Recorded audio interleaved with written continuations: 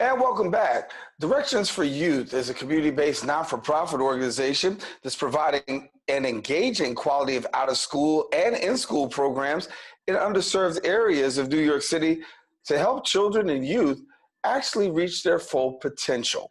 Joining us now to share more and provide further insight is the program director of the Directions for Our Youth Cornerstone program at Butler Community Center, Mr. Clyde Thompson. And Clyde, good to have you. Thank you. I'm glad to be here. Good to have you. Yes. So as we talk about Directions for Youth, obviously, as we said, an organization that really looks to impact youth. A little bit more about your organization. Well, I've been here now 2 years with Directions for Youth, though I have served young people in various communities throughout the Bronx for now about 34 years. But Directions for Youth is a new kind of energy in terms of youth development in my experience, because one, it has a myriad of programs. It has about 10 sites, school-based programs. Cornerstone is one community center, community center organization that provides service. So we're going right directly to the community at Butler houses, but the other programs are serving hundreds of children in some of our local schools throughout the Bronx area. Great bunch of young people that we have working for the agency. Real highly energetic, highly creative. Is one odd thing about Directions for Our Youth. Many, as diverse as we may be, with people of all kind of racial and ethnic backgrounds, it seems like many of the staff are the same kind of personality and commonality of purpose in terms of how we approach young people with gentility, with purpose, with direction, with leadership, and that's what I find particularly refreshing about working for the agency. And we've had some, and over the years, there's been some difficulties the agency has endured, but nevertheless, the direction in terms of how it handles young people with a very sensitive, caring, purposeful approach, I think gives a certain type of uniqueness, and it causes me to really reshape and rethink how I serve at the Butler Cornerstone, because it's the same kind of energy you need to really address a lot of different issues when you're running a Cornerstone. Well, I want to talk about youth for a minute, because obviously they're impacted highly. And this time with COVID-19 and the social unrest that is going on, I know there's a lot of things that they're really trying to deal with and wrestle with, and some of which you could say they've never even ever experienced before in their lifetime. Never. But I know that you guys are doing some work in terms of pushing young people to actually becoming change agents. So talk to us about that push, if you will, of trying to impact them in such a way that they do become change agents. Well, that comes primarily from we have a program, we have a group called Urban Ambassadors. And our urban ambassadors are really the change agents in the community. They set the whole tone, one, how young people get along in our community. They set the tone for how young people need to feel a sense of we need to contribute to what happens at the agency and throughout the community. I can tell you, it's funny you brought that up, because we are operating our summer programs with nothing but young people. There's only 2 adults in the building, and that's myself and another young lady, Demetria Gibbs, and she's at the office right now. Mm-hmm. But for the most part, the person answering the door, the young people sanitizing the place, the young people doing the filing, distributing the mask and the food are all young people. And I can tell you, the thing about food, the one thing about we give out food, they really understand firsthand the humility that comes with people who are food insecure.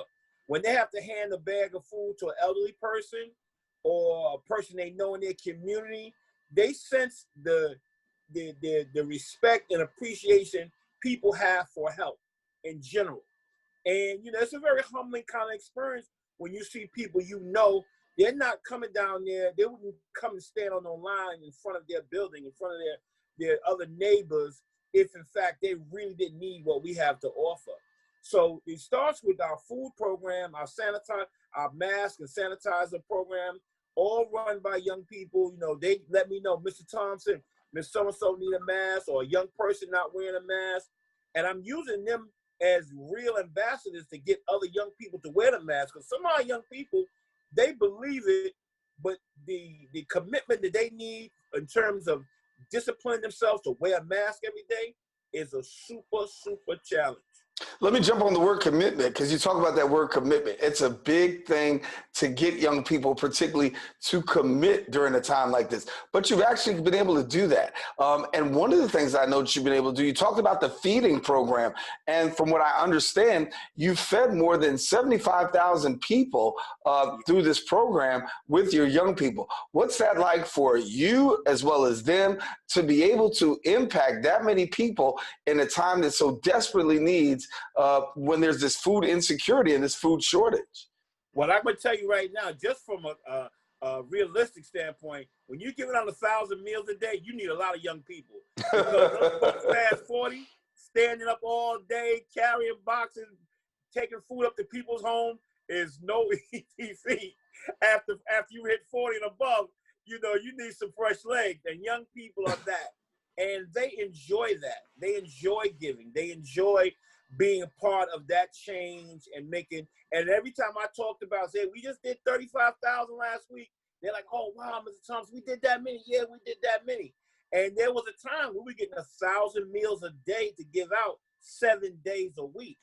So, and 2 of those days, D4 is closed. So the only way for me to get that done is by young people who are volunteering and residents, or some adult residents, to come down and say, hey, Mr. Thompson, I'll help you give out the food.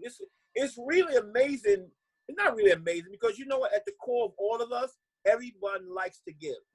Everybody wants to do something. It's not, you know, you don't have to prod it out of them. They see it, you talk about it, you explain the purpose of it, and young people, for the 90% of them, want to be involved. Even our kids that's out there that are on the cups of some other kinds of experiences, they've asked me, Mr. Thompson, I'll come help give out the food.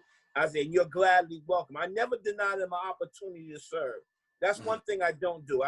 No one is too good to give out the food. No one is too good to give out the mask, too good or too bad. Anybody can do it, as long as you do it honestly, effectively, and do it with a good heart. You know, listen, you want to come help me out, you know, you that guy the whole community might shun upon, but I won't turn you around. If you want to come help me do something positive, join us. Well, before we leave, please tell our viewers, if a young person wants to be connected with you guys, what exactly do they do, and what's the criteria for them? Okay, if they want to be connected to the center, all you gotta do is come in and ask for me. Period. That's the only requirement, and from there we'll find out what you can do, what you like to do. For the most part, I'm big. The young people to tell you, I'm really big on putting kids to work and putting them in paid internships. I like to see kids with a few dollars in their pocket. I think that makes a tremendous difference. So you'll see many of my kids bragging. We work, we get paid. Mr. Thompson getting us paid. It might be, and sometimes it's no more than $50, $80. You know, in the case of some of youth, they're getting about $166 each week, but it's always appreciative. But any kid, you don't have to have no A in math. If you got a purpose, if you got an idea, if you got a genuine wanting to be a part of something positive, step in the direction for you. We'll find something for you to do. All right. To be a part of. Clyde Thompson, who is the program director at Butler Community Center Directions for Youth, our guest here on Open. Thank you so much for sharing with us this morning. If you don't know, Directions for Youth has definitely played an important part in feeding our community. Over 75,000 meals have been given to our community through the hands of young people. Clyde, thanks a lot. Directions for Youth, keep up the great work. Thank you. All right. All right. Now, thank you. Yes. And listen out. If you want more information about Directions for Youth, we encourage you, please follow them on social media at DFOYINC. Once again, DFOYINC.